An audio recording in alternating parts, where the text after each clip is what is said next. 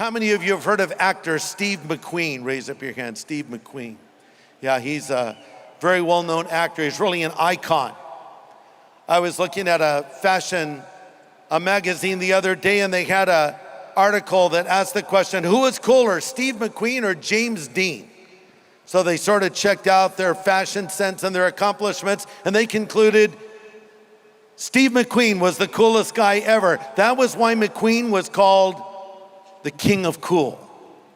He made a lot of amazing films like The Magnificent Seven, Bullet, The Great Escape.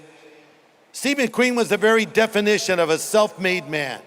He rode the fastest motorcycles, was actually a race car driver. He was always on the move. In many ways, McQueen was running for his life, looking for a father, because you see, his dad abandoned him when he was a little boy, and his alcoholic mother, married and divorced multiple times, and two of Steve's stepfathers beat him, and he was out on the streets at the age of 9. Can you imagine? All on his own at the age of 9. He ended up in being arrested. He actually joined the circus for a time. He was searching for some kind of meaning and purpose in his life. Well, he took some acting classes and was pretty good at it, and before he knew it, he was the #1 movie star in all of the world. McQueen said in an interview, you only go around once in life, and I'm gonna grab a handful of it. And it was the 60s and early 70s, and everything was free. Free drugs, free sex, you name it, and Steve grabbed it all. And he also was the highest paid actor in Hollywood. He had women, he had cars, he had booze, he had global fame, he had money. One time he said, you know what? When he was asked, do you believe in God? He said, I believe in me. That was the way he lived. Well, you know what? He reached the pinnacle, and then he just got sick of it all, and he disconnected. And his doctors told him he was having some problems with his lungs, and he needed to get out of LA. So Steve moved away in 1970 and tried to start a new life in a little town near Ventura. And he married his third wife there. And she wrote in a book about Steve's life, Steve McQueen, The Last Smile, quote, despite the worldwide fame that he had and the fact that he never financially wanted for anything, a certain peace that eluded Steve for most of his life. He had seen and done it all in his 50 years on earth, but there was one thing he didn't have, and that was the one thing he wanted most, inner peace.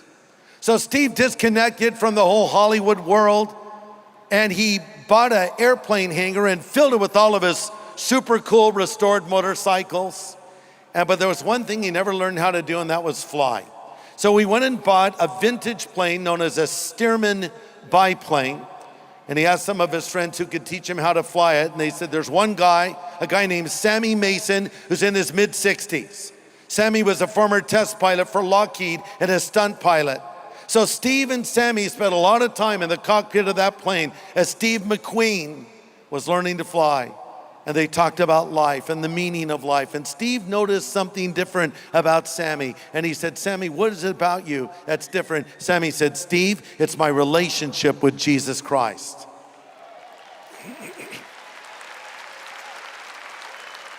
So McQueen was intrigued.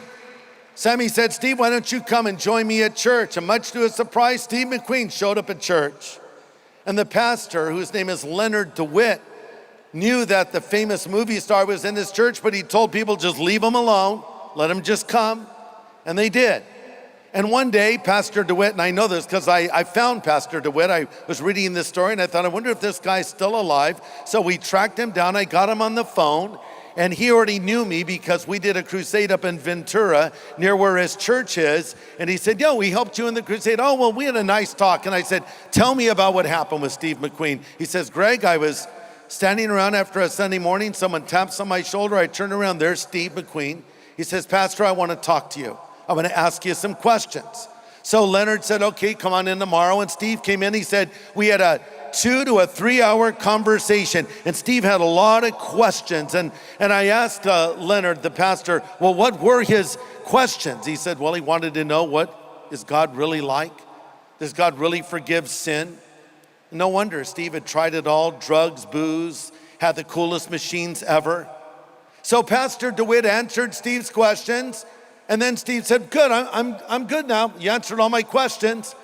And then the pastor said, well, I have a question for you, Steve. And Steve smiled and said, you want to know if I'm born again, right?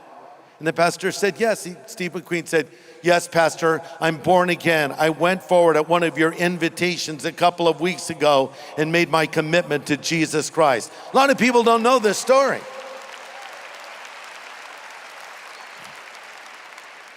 The King of Cool met Christ. And everyone who knew Steve said his transformation was immediate and dramatic. He spent hours poring over his Bible and praying, and he was bringing all the members of his family to church and bringing friends to church and trying to right wrongs for all the things he had done in his life. And it was an amazing thing. Steve wanted to know more. He asked if the pastor would meet with him every week. And Steve said, I don't want to get on a soapbox and talk about this before I know more about it. So Steve was growing, and he continued to grow spiritually for a year. But he wasn't feeling well when he was working on one of his last films, The Hunter. So he went to see his doctors, and they broke the tragic news. Steve, you only have months to live. You have incurable cancer, and it's spread throughout your body. So Steve told the pastor, and Steve said, you know what, Pastor, now that I'm a Christian, I really want to live. And if I don't make it, I know where I'm going. Then McQueen said, the only regret I have is I was not able to tell people what Christ did for me. So I just wanted to right that wrong and tell you what Christ did for Steve McQueen tonight. He saved him and forgave him of all of his sins.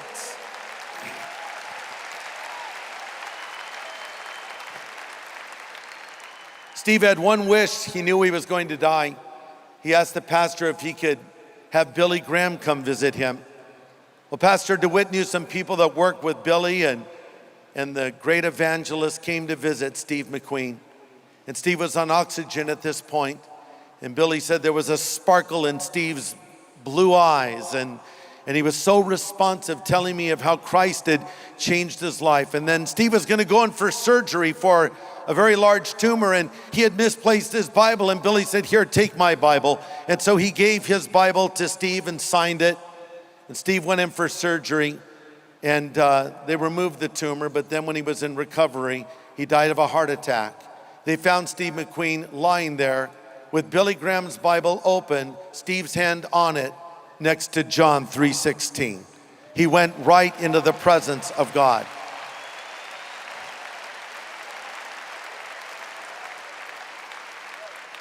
Say, what's John 3:16? Oh, I'm glad you asked.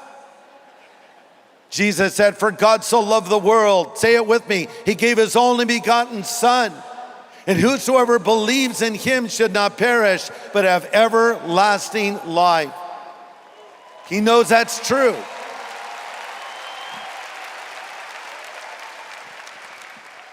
Everybody needs Jesus. The highest of the high, the lowest of the low. Every man, every woman, every boy, every girl, everybody needs Jesus. Have you realized that yet? You can come to him and believe tonight and be forgiven of all of your sin. Steve asked the pastor, what is God like? You want to know what God is like? Take a long look at Jesus and you have the answer, because Jesus was God with skin on, walking among us, loving us, caring for us, forgiving us. That's God. And Jesus is here tonight. As Mel Gibson pointed out, he didn't stay in the tomb. Christ rose again from the dead. He's alive and here, ready to come into your life and forgive you of all of your sin.